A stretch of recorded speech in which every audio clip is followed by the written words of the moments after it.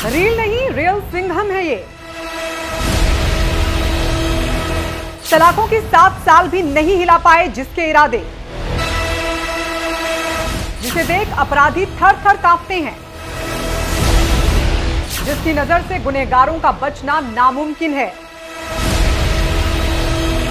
जो चर्चित है, दबंग है, जिसके आगे बड़े बड़े गुनहगारों को भी करना पड़ता है सरेंडर। अपराधी कहीं भी हो, इनका निशाना नहीं चूकता।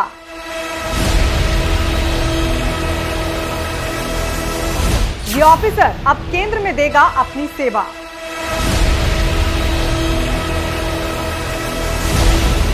जी हां, encounter specialist IPS officer Dinesh MN, जिनकी जाबाजी के किस्से दूर दूर तक मशहूर हैं।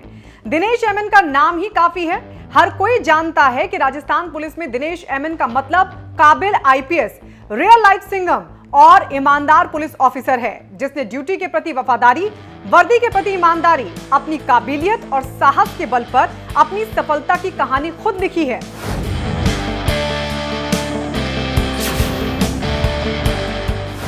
एक वक्त था जब खुद आईपीएस दिनेश एमएन 7 साल तक सलाखों के पीछे रहे, लेकिन जिस साहस के साथ राजस्थान भ्रष्टाचार निरोधक ब्यूरो की कमान संभाली और घूसखोर अफसरों से जेल भर दी, वो अपने आप में उनकी काबिलियत को बयां करता है। क्योंकि देश में ये पहली बार था जब महज 6 महीने में ही सरकार की किसी स्टेट एजेंसी ने कई रिश्वतखोर अफसरों को जेल पहुंचाया हो।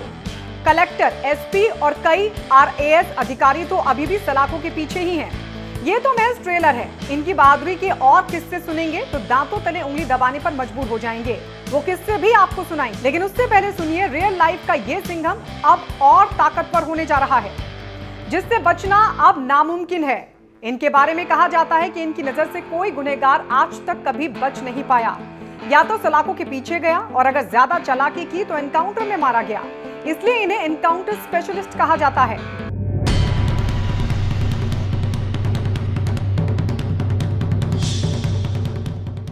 और इसलिए सीनियर आईपीएस अफसर दिनेश एमएन अब डेपुटेशन पर केंद्र में अपनी सेवाएं देंगे। राजस्थान का ये दबंग ऑफिसर आईपीएस दिनेश एमएन अब केंद्र में अपनी सेवाएं देंगे।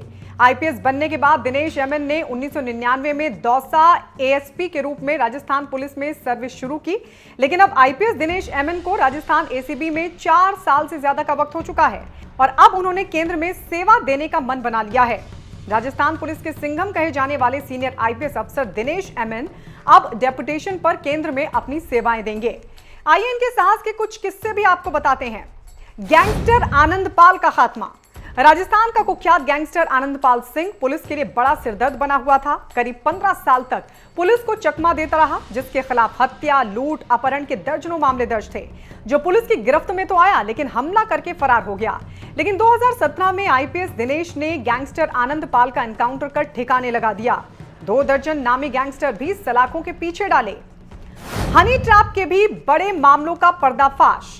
आईपीएस दिनेश एमएन कई बड़े उद्योगपतियों और पूंजीपतियों को हनी ट्रैप के जाल में फंसाकर करोड़ों रुपए ऐंठने के मामले में भी कई लड़कियों, पुलिसकर्मियों और वकीलों को गिरफ्तार कर सलाखों के पीछे डाल चुकी हैं, जिसके बाद हनी ट्रैप के मामलों पर काफी हद तक रोक भी लगी।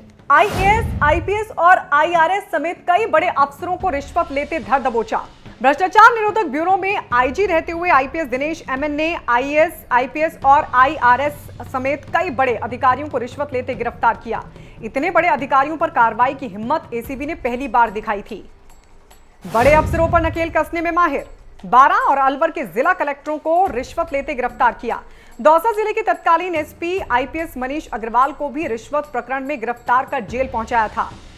1985 बैच के आईपीएस दिनेश एमएन की बहादुरी के किस्से इतने नहीं हैं। उनके साहस की बड़ी मिसाल तो तब भी देखने को मिली जब उन्हें हिस्ट्री शीटर सोराबुद्दीन शेख का एनकाउंटर मामले में 7 साल की सजा काटनी पड़ी।